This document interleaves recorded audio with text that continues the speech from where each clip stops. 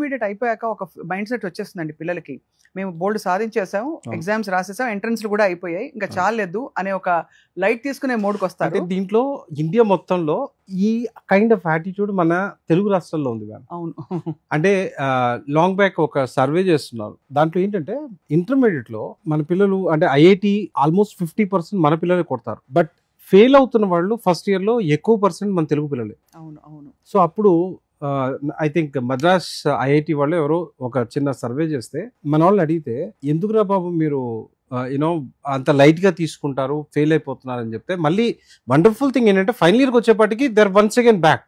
Right right right. So first year మాత్రం ఎందుకు fail అవుతున్నారని చెప్పి చూస్తే వాళ్ళు చెప్పిన ఆన్సర్ ఏంటంటే ఇంటర్మీడియట్ లో మేము విపరీతంగా కష్టపడిపోయాం, అసలు హాలిడేస్ లేవు, ఏం లేవు, we start enjoying it after losing some subjects and all. కొన్ని సబ్జెక్ట్ ఫెయిల్ అయిన తర్వాత దెన్ దే రియలైజ్ ఇట్ అనమాట, అమ్మ ఇట్లా కాదు అని చెప్పేసి.